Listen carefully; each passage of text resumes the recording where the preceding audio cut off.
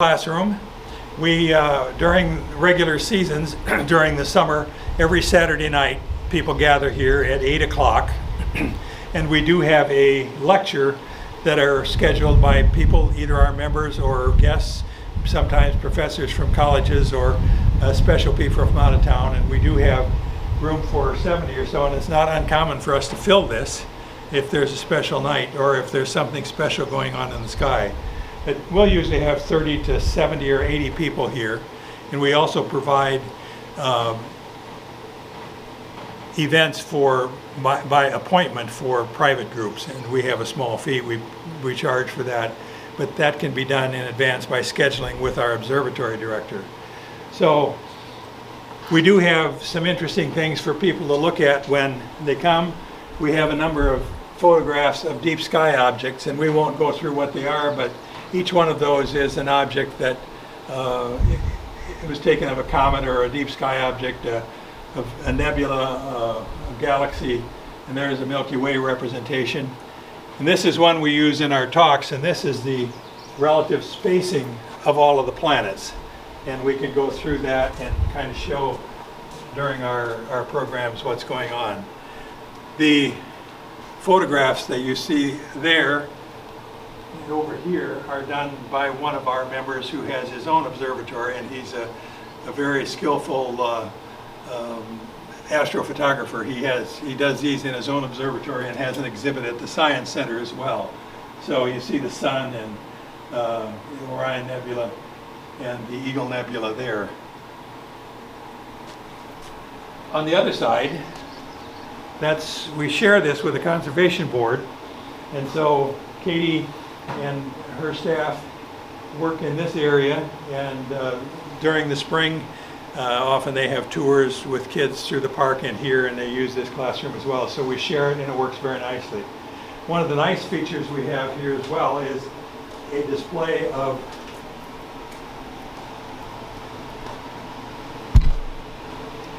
meteorites.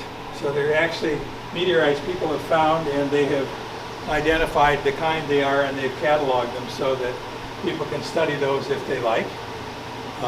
We do have as well a projector up there, and we have a screen that people can use PowerPoint or show pictures up on the screen. So when our lectures take place, they can use multimedia devices, and then after the lecture we normally have open viewing for people in the domes or out in the yard. We are constructing, one of our members is interested in a different kind of telescope, constructing a radio telescope, and this is one of the antennas, and some of the equipment is in there. That's been a long-standing project, but we hope to get that completed within the next year or so. So we can move over here now. We have a couple different kind of telescopes here that give you a little example. Now remember, we talk about types of telescopes. This happens to be a refracting telescope, and what's different about a refractor is it has a lens in the front, and then the light goes straight through and focuses through an eyepiece in the back, and that's the object of it. They're usually smaller, they are quite sharp, but they have some problems with color, and they're a little bit clumsy, but you can't make a bigger telescope. About the biggest you can do practically is about a 5-inch, and that's very good if the optics are good. This happens to be on an equatorial mount, as we described it back there. And so this isn't, by the way, an old, a 70s vintage telescope, and it's more for display. I really haven't seen anybody use it very much. It's more of a, well, this is what they used to use kind of thing, although they're very contemporary. Now we have a different kind. This is a compound telescope. This happens to be a telescope that has a combination of a refracting lens on the top, a mirror on the bottom, a second mirror on the top, and then a third diagonal mirror, so the light bounces through and comes out through the eyepiece, and you look at it here. This telescope is one of the early computerized telescopes, and it's if you set it up and line it up on an object, it will find other objects in the sky that you point it to. So it's a very nice telescope. It's an older telescope, and it's a long focal length. But the type of optics, the compound or catadioptric optics, are very interesting because they're compact and they collect light very well, and they're quite portable. This happens to be a Maxitoff Cassegrain. We won't go into much detail there, but there are different kinds of compound telescopes. This happens to be on a fork mount, altitude and azimuth, so that's really a third kind of a mount that we're talking about with the Dobsonian, and then an altitude, azimuth, and equatorial. Well, we often get requests for private groups to come out, groups like Boy Scouts and Girl Scouts and classroom groups, sometimes church groups. So we're happy to do that. Sometimes we can get 2 or 3 of those a week, and it keeps us real busy. When they come, we start with a classroom program of some sort. It usually runs about an hour to give them just an introduction to astronomy. Basically what we're trying to cover is what's up in the night sky and how can we see them. So we're able to show them a series of photos, real camera images that have been acquired through telescopes, or some of them from with the Hubble telescope from outer space vantage point as well, but explain about galaxies and nebulas and star clusters that are up in the sky that we can see. Each season it's a different, we're having a different view. The Earth is looking in a different direction as it moves across its orbit, so there's different things in the sky as the year progresses. And actually, hour by hour, our sky is always moving at 15 degrees an hour. Things are moving from east to west. That's just because of the rotation of Earth. So we are pointing in a different direction as we look at the night sky. So it changes what's up there that we can see. We have photos of lots of interesting things. So many of the things people haven't seen before. After our classroom program, then we'll go to stargazing. So we go to our 2 domes with 2 large telescopes. Those large telescopes are especially valuable. Their diameter gathers more light, so we're able to see really faint objects in deep space and show them that way.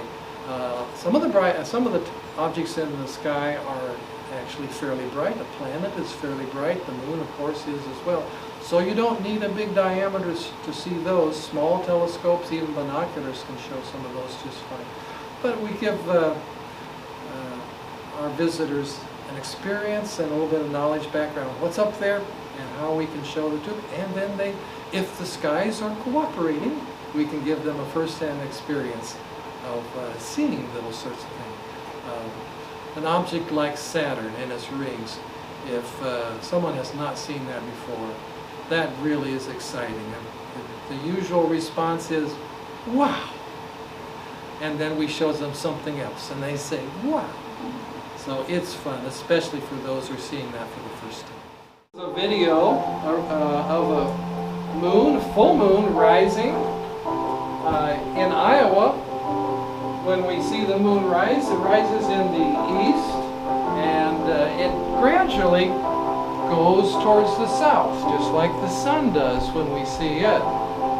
This one, however, if you look closely, is going to the right, or to the left.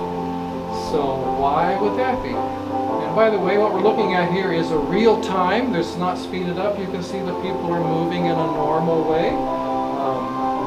The dramatic size of the moon is simply because of a telephoto lens. So the cameras are maybe a quarter mile away with a zoom lens on it. It makes the moon look, by comparison to the people, real large. But other than that, this is just normal, real time. And in the amount of time we've been looking, that's how much the moon has actually moved and risen above the horizon. As you look along the edge you'll kind of see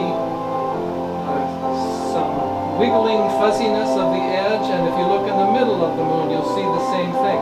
That's just the result of the atmosphere and the turbulence that's in the air, distorting the light as it comes to our eyes. You're looking through 400 or 500 miles of atmosphere when something's low at the horizon.